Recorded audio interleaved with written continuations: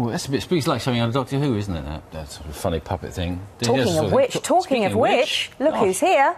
Morning, Matt. Hello, good morning. How are you? I'm very well, thank you. Thank you for having me back. Having auctioned off most of your clothes and children in need. Yes, Not indeed. left with much now. How much have you got left? Absolutely nothing. No. I am fully... Oh, no, I'm mic'd as well. I'm fully clothed. Yes. Well, decently anyway. Yes. Good.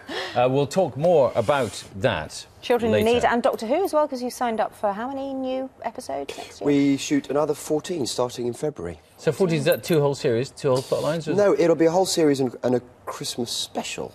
And going into the 50th anniversary, a 50th anniversary special. Is it 50 years? 50 years. Wow. It's older than me. Well, I remember watching the first one when I was a kid. Really? Yeah. Can't have been that long ago. All right. All right. We'll talk more about 50 years. Yeah. And still to come, a live performance from Rebecca Ferguson. It's the way you laughed. Can't have been that long ago. Can't have been 50 years, and Matt's going, yeah, right. It really was. Anyway. Here's a last quick look at what's happening where is. you are. Welcome back. At the age of 26, Matt Smith became the youngest actor to take on the role of Doctor Who. His version of the Time Lord has proved a huge hit with the viewers. He's described himself as the ridiculous doctor who wears bow ties, likes fish fingers and custard, and has his own catchphrase. Say it then. Geronimo. There you go. Geronimo. We'll speak to Matt in a moment. Now that must have been quite near the start of the series, was it? Because you were meant to be dead. Well, yes, that was the first episode. So Yeah. we shot that months ago now. Because there you are on Lake Silencio. Lake Silencio, yes. With somebody dressed up as an astronaut who was Yes. killing the Doctor for good, no regeneration this time round. Yes. Good. And then that all changed. Yeah. Yeah, and well, of course, because I mean, I won't ruin the whole series if you haven't seen it, but there's a big twist at the end of the series which cunningly gets us out of it. Because you are not just the ridiculous doctor, but in that series you are the teasing doctor, because it's all a question about what's real, what's not, who's alive, who's dead, who's real, who's not, you know. Which timeline are we in? Which timeline are we not? So Who's married to who? Really? Whose Well, daughter is she? Yeah, you've got to pay attention. Which is why you may have to go out and buy the series on DVD, which is out now. So we've got that bit out sorted for you. So that's it, you see. Yes. Including some added material and bits that Stephen Moffat has written I think there's a lot of specifically sort for of DVD extras and stuff. We spend a lot of time on that because obviously the Who fans are, I don't know, they like all that, I think, all the sort of extra stuff. And you have also there's a sort of very complex relationship with River Song and Alex Kingston, because River Song is Alex Kingston, but she's also played by somebody else because of the stage of her life that she's in. Yes. Yeah. God, I'm quite impressed with your knowledge. Our Who knowledge. I don't know if these are just notes. We have really good notes. No, and also we picked up on it along the way. Okay, good. But yeah, no, I'm in there anyway. I saw the first ever episode. I tip my hat at you, sir, yes. And it's in the last one, that's why I paid attention. We were particularly proud because... on the payroll. Yes, we were on... Actually, Charles Dickens was sitting right there. I think we have a look at it now, can we? Mr. Callow. There we go.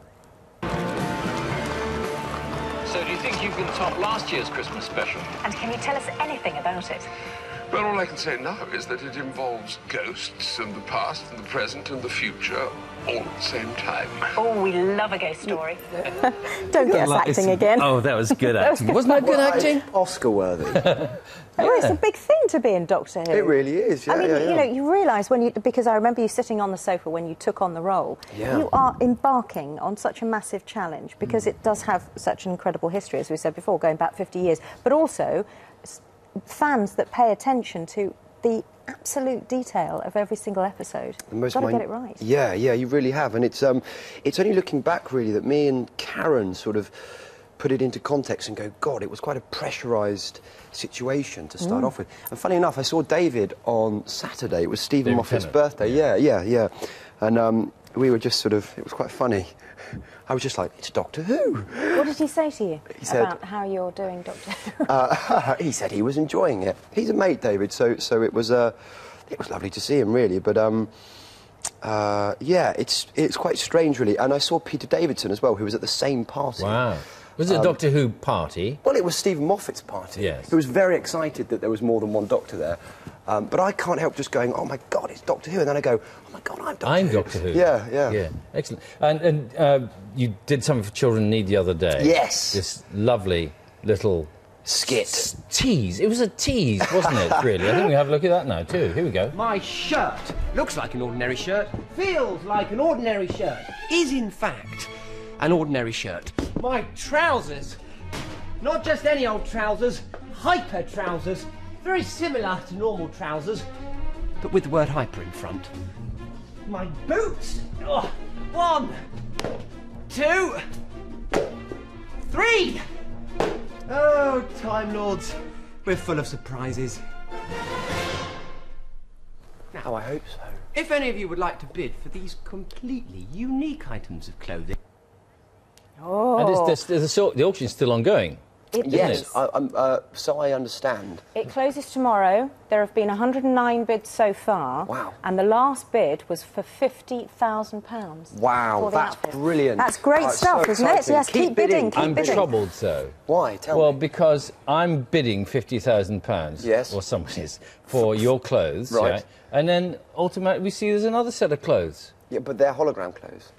They're robot they were, clothes. yeah. Come on. They were hologram. Yeah, clothes. they were hologram clothes. No, but it's not the case then that once I've bought these clothes, They will you're going to disappear. turn up in next year's wearing the same, the same clothes but different. Well, I am keen on the outfit constantly evolving, so you never know. Bow tie. What is with bow ties? They have Bow been ties are clothes cool. that Hey, have what been is worn with by bow Matt. ties? Oh, I said it. Yeah.